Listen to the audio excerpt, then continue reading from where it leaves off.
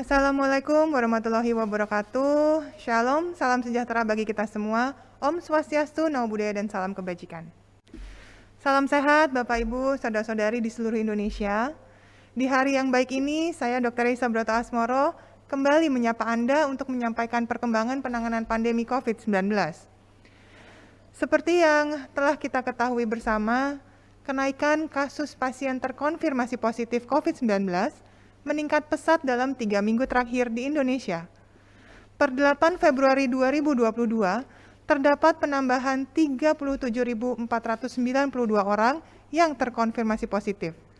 Sehingga saat ini, jumlah pasien yang sedang menjalani isolasi mandiri maupun dirawat di rumah sakit menjadi 233.062 orang. Mari kita doakan bersama, semoga semuanya akan segera sembuh. Bapak, Ibu, Saudara-saudari, dunia saat ini sedang berada di tengah gelombang terbesar penularan COVID-19. Salah satu faktor yang menyebabkan lonjakan kasus di seluruh dunia saat ini adalah karena virus SARS-CoV-2 penyebab COVID-19, varian Omicron, yang telah mendominasi penularan. Dan memang, terbukti Omicron jauh lebih mudah menular dibandingkan varian lainnya, termasuk dengan varian Delta. Meski demikian, dari pantauan gejala yang muncul pada pasien, saat ini cenderung mengalami gejala yang lebih ringan dibandingkan akibat varian Delta. Diketahui hal ini disebabkan varian Omicron ini lebih banyak menyerang saluran pernapasan atas dibandingkan Delta yang lebih banyak menyerang saluran pernapasan bagian bawah. Tetapi Bapak, Ibu, Saudara-saudari, kita tidak boleh terlalu cepat meremehkan virus ini. Bahkan, sangatlah penting bagi kita semua untuk dapat menurunkan transmisi atau laju penularan. Organisasi Kesehatan Dunia atau WHO mengungkapkan beberapa alasan penting terkait kenapa kita sebaiknya jangan sampai terinfeksi. Pertama, karena selalu ada resiko penyakit yang diderita menjadi penyakit berat. Memang, terutama bagi yang memiliki penyakit komorbid, bagi lansia, atau bagi yang belum mendapatkan vaksinasi. Tetapi, kata terutama tadi menggambarkan bahwa meski lebih banyak ditemukan kasus berat pada kriteria tersebut, tetapi artinya juga bisa tidak. Yang tidak termasuk kriteria tersebut pun ternyata tetap memiliki resiko penyakit berat meski kemungkinannya kecil. Maka sebaiknya semua orang harus waspada karena alasan kedua, yakni kita tidak sepenuhnya mengetahui dampak terkait kondisi post-COVID atau long COVID syndrome, di mana orang yang pernah terinfeksi memiliki resiko mengalami gangguan kesehatan di masa pasca infeksi. Selain itu, kita juga tidak dapat meremehkan penyakit ini karena tentunya bisa membebani fasilitas kesehatan dan fasilitas publik lainnya. Dan tentu hal ini dapat mengganggu kegiatan dan produktivitas kita semua. Ingat, semakin tinggi laju penularan yang artinya semakin banyak virus yang memperbanyak dirinya, semakin besar pula kemungkinan virus ini dapat berkembang kembali atau bermutasi menjadi varian baru lagi. Tentu kita tidak ingin ya, kita pengennya varian Omicron ini menjadi varian yang terakhir dan pandemi segera berakhir. Maka kita harus dapat menurunkan resiko terbentuknya varian yang lebih berbahaya dengan cara menurunkan laju penularan. Banyak salah kaprah dalam masyarakat yang menganggap bahwa jika kita ingin terbebas dari penggunaan masker dan prokes lainnya, kita cukup melakukan tes mandiri sebelumnya untuk memastikan diri kita negatif.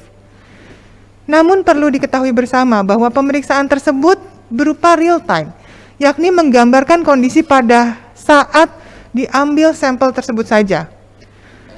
Padahal seperti kita ketahui sebelumnya bahwa ada masa inkubasi virus, sehingga ada waktu jeda dari masuknya virus ke tubuh kita, kemudian terinfeksi sampai menimbulkan gejala atau menularkan ke orang lain.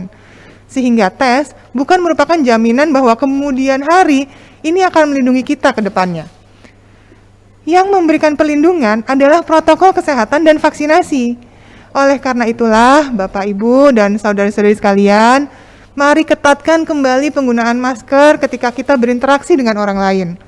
Terapkan jaga jarak, jangan berkerumun, rutinlah mencuci tangan dengan baik dan benar, serta kurangilah mobilitas yang tidak perlu terlebih dahulu. Terutama apabila Anda termasuk kriteria masyarakat rentan, yakni memiliki komorbid, lansia, ataupun ibu hamil. Nah, bagi Anda yang mungkin baru saja nih mengalami kontak erat dengan orang yang terkonfirmasi positif COVID-19, maka hal pertama yang harus dilakukan adalah melakukan karantina mandiri di rumah. Kemudian, Anda harus melakukan tes pertama dalam waktu 24 jam setelah kontak erat. Terkait pemilihan tes, Anda dapat melakukan PCR swab test atau antigen swab test, di mana pemilihan tes ini berdasarkan kriteria daerah pemeriksaan. Jika mendapatkan hasil tes pertama ini positif, segera lanjutkan isolasi mandiri dengan dipantau melalui telemedicine atau layanan kesehatan lainnya seperti puskesmas. Ikuti anjuran dan dosis obat serta vitamin yang disarankan oleh dokter. Apabila kemudian muncul gejala, sesegeralah memeriksakan diri dan pastikan tetap terus terpantau selama menjalani isolasi mandiri. Namun, jika tes pertama hasilnya negatif, ingat, jangan langsung menganggap pasti tidak tertular. Anda sebaiknya tetap melanjutkan karantina mandiri sambil memantau gejala yang timbul. Lakukan pengulangan atau tes kedua pada hari ke-5 karantina mandiri. Jika hasil tes kedua tersebut negatif, maka Anda tidak perlu lagi melakukan karantina mandiri. Tapi, jika hasil tes kedua positif, maka lanjutkan isolasi mandiri dengan panduan seperti yang tadi sudah saya jelaskan. Nah, terkait apa saja yang termasuk kriteria kontak erat dengan orang yang terkonfirmasi positif COVID-19, yang pertama, Anda melakukan kontak tatap muka atau berdekatan dengan orang yang terkonfirmasi positif COVID dalam radius kurang dari 1 meter selama 15 menit atau lebih. Misalnya, pada saat makan bersama teman, sambil berbincang, duduk berdekatan, dan tidak menggunakan masker. Yang kedua, kriteria kontak erat termasuk melakukan sentuhan fisik langsung, seperti bersalaman, berpelukan, berpegangan tangan, dan lain-lain. Yang ketiga, memberikan perawatan langsung terhadap orang yang terkonfirmasi positif COVID-19 tanpa menggunakan APD sesuai standar. Bapak, Ibu, saudara-saudari sekalian, dengan kecenderungan gejala COVID-19 yang muncul saat ini lebih banyak yang gejalanya ringan, maka pasien dengan gejala ringan atau yang tanpa gejala dihimbau melakukan isolasi mandiri di rumah saja. Saat ini, untuk pasien yang telah terkonfirmasi hasil positif PCR di Jabodetabek juga bisa memanfaatkan layanan isoman berupa telemedicine dan obat gratis dari pemerintah dengan mengecek NIK di website isoman.kemkes.go.id. Jika sudah mendapatkan hasil dari lab yang terafiliasi oleh Kemenkes. Sehingga rumah sakit hanya diperuntukkan bagi pasien yang benar-benar membutuhkan tindakan medis, seperti yang mengalami perburukan, gejala sedang, gejala berat, maupun kritis. Ini yang membedakan dengan varian Delta tahun lalu, di mana lebih banyak orang yang mengalami gejala yang membutuhkan perawatan di rumah sakit. Sehingga saat ini, di tengah kenaikan kasus positif yang melonjak tinggi, tetapi jumlah pasien di rumah sakit relatif lebih rendah dibandingkan tahun lalu. Nah, bagaimana kriteria pasien yang termasuk kategori gejala ringan? Berdasarkan keputusan Menteri Kesehatan RI nomor HK.07-Menkes/4641/4641/2021, pasien ringan adalah pasien dengan gejala tanpa ada bukti pneumonia virus atau tanpa hipoksia, yakni frekuensi napas 12-20 kali per menit dan saturasi oksigennya di atas 95%. Gejala umum yang muncul seperti demam, batuk, nyeri tenggorokan, pilek atau kongesti hidung, sakit kepala, kelelahan, kehilangan nafsu makan, nyeri tulang, diare, mual muntah, hilang penciuman atau hilang pengecapan. Tentunya isolasi mandiri di rumah ada syaratnya, yakni harus memenuhi syarat klinis dan syarat rumah. Syarat klinis, yakni pasien berusia maksimal 45 tahun, tidak memiliki komorbid, dapat mengakses telemedicine atau layanan kesehatan lainnya, serta berkomitmen untuk tetap melakukan isolasi mandiri sebelum diizinkan keluar. Sementara syarat kedua yakni syarat rumah atau dari segi fasilitas. Dapat sesuai seperti memiliki kamar atau lantai yang terpisah, kamar mandi dalam rumah terpisah dengan penghuni lainnya, serta memiliki pulse oximeter, alat pengukur saturasi oksigen. Lalu bagaimana jika tidak memenuhi kedua syarat tadi? Pasien harus melakukan isolasi terpusat pada fasilitas publik yang sudah disiapkan oleh pemerintah atau oleh pihak swasta. Selama menjalani isolasi terpusat, tentu pasien harus dalam pengawasan tenaga medis, puskesmas, atau satgas setempat. Sangatlah penting bagi kita semua untuk benar-benar memahami tata laksana isolasi mandiri di rumah yang tepat agar tidak menjadi klaster keluarga. Jika ada dalam keluarga yang terkonfirmasi positif, maka hal pertama yang sebaiknya dilakukan keluarga adalah memilih salah satu anggota keluarga yang akan menjadi perawat pasien. Perawat pasien ini harus dipastikan tidak memiliki faktor risiko tinggi, seperti komorbid atau lanjut usia, dan tidak sering kontak dengan orang lain di luar rumah. Nah, selain harus memenuhi dua syarat isolasi mandiri, pastikan rumah memiliki sirkulasi udara yang baik. Semua anggota keluarga harus menggunakan masker dengan benar ketika berada di satu ruangan yang sama dengan pasien, dengan senantiasa menjaga jarak lebih dari 2 meter. Pastikan juga keluarga rajin mencuci tangan, membersihkan dan mendisinfeksi secara rutin permukaan benda yang disentuh oleh pasien COVID-19.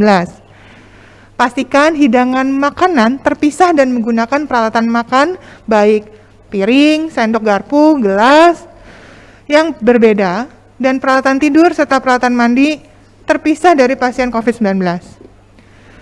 Lakukan pemantauan pasien secara teratur dan hubungi petugas kesehatan secepatnya bila pasien mengalami kesulitan bernapas, sakit dada, hilang kesadaran, atau tidak dapat bicara atau bergerak. Lama waktu isolasi ditetapkan oleh petugas kesehatan yang melakukan pemeriksaan, atau selama 10 hari sejak terkonfirmasi COVID-19 apabila tidak ada gejala sama sekali atau tanpa gejala. Nah, apabila mengalami gejala ringan, maka masa isolasi mandiri ini dapat selesai minimal 10 hari ditambah 3 hari setelah bebas gejala. Tidak perlu dilakukan pemeriksaan PCR ulang. Apabila pasien sudah mendapatkan surat keterangan selesai isolasi dari petugas kesehatan pemantau kondisi harian. Nah, apabila ingin melakukan pemeriksaan ulang PCR, maka dapat dilakukan pada hari ke-5 atau hari ke-6 setelah hasil tes yang pertama. Apabila didapatkan hasil negatif pada hari ke-5 tersebut, maka pasien dapat mengulang tes tersebut dalam jarak 24 jam atau di hari ke-6-nya. Nah, apabila tetap negatif, maka dinyatakan sudah sembuh dan selesai masa isolasi mandiri. Tapi ingat, meski sudah sembuh, lakukan pemeriksaan kondisi fisik secara berkala ke dokter untuk memastikan tidak mengalami post-COVID atau long COVID syndrome. Di tengah peningkatan positivity rate kasus COVID-19, Ikatan Dokter Indonesia menyampaikan laporannya bahwa dalam 1 bulan terakhir banyak dokter dan nakes lain yang terinfeksi. Oleh karena itu, pengurus besar Ikatan Dokter Indonesia mengeluarkan perintah organisasi terkait peningkatan kewaspadaan dan upaya menekan angka penularan kasus COVID-19 varian Omicron, yang diantaranya menghimbau setiap dokter wajib menggunakan APD atau masker N95 atau setara, dan kelengkapan lainnya dalam level sesuai tempat kerjanya. Wajib disiplin menjalankan prokes 5M dan menghindari makan bersama. Memastikan bekerja dalam ruangan yang memiliki ventilasi yang baik. Wajib melakukan swab PCR rutin minimal 2 minggu sekali. Wajib mendapatkan vaksinasi 3 kali. Dan selama 1 bulan ke depan, bagi yang memiliki komorbid dan atau yang berusia 60 tahun ke atas, dihimbau melakukan praktek melalui telemedicine. Bapak Ibu, saudara-saudari, dalam kesempatan ini saya juga ingin menghimbau dengan sangat kepada para pasien yang terkonfirmasi positif untuk tidak melakukan kegiatan di tempat umum dan harus langsung melakukan isolasi mandiri dan konsultasi kepada tenaga medis. Ketahuilah, meskipun saat ini Anda mungkin tidak merasakan gejala apapun, Tetapi bukan berarti gejalanya akan terus seperti itu. Dan tentunya resiko menularkan ke orang lain tetaplah sangat tinggi. Meskipun Anda tidak merasakan gejala apapun, bukan berarti orang yang akan tertular oleh Anda juga hanya akan merasakan gejala yang ringan. Dengan sikap yang abai seperti ini, sama artinya Anda membahayakan nyawa orang lain. Dengan adanya beberapa kasus di tempat publik seperti ini, maka saya ingin menghimbau kepada seluruh tempat-tempat masuk dan pintu-pintu masuk di pusat pembelanjaan mal terkait pengetatan kembali penggunaan aplikasi Peduli Lindungi. Semua, baik itu pusat pembelanjaan, mal, fasilitas publik, transportasi umum. Karena hal ini penting sekali sebagai screening terhadap mereka yang memiliki hasil lab positif COVID-19 agar tidak dapat beraktivitas di ruang publik. Begitu juga dengan mereka yang belum lengkap divaksinasi. Kerjasama dari berbagai pihak adalah kunci, dan kita masyarakat memegang peranan utama dalam faktor utama pencegahannya untuk dapat selalu mendukung upaya-upaya yang tengah dilakukan. Mari segera mendaftarkan diri untuk mendapatkan vaksinasi lengkap dan booster apabila sudah 6 bulan dari suntikan dosis kedua. Ketahuilah semua terbukti, semua merek vaksin ini memberikan perlindungan yang efektif terhadap semua varian termasuk Omikron, sehingga tidak perlu ragu atau milih-milih merek vaksin tertentu. Dan Bapak Ibu, saudara-saudari, alhamdulillah puji syukur kepada Allah Subhanahu wa taala, jumlah total dosis vaksinasi yang sudah disuntikan kepada masyarakat Indonesia per 8 Februari kemarin telah berhasil melampaui 325 juta dosis lebih. Tentunya ini berkat kerjasama Bapak Ibu dan saudara-saudari sekalian semuanya. Baik, sekian dan terima kasih. Salam sehat dari saya. Sampai jumpa. Wassalamualaikum warahmatullahi wabarakatuh. Om Santi Santi Santi Om.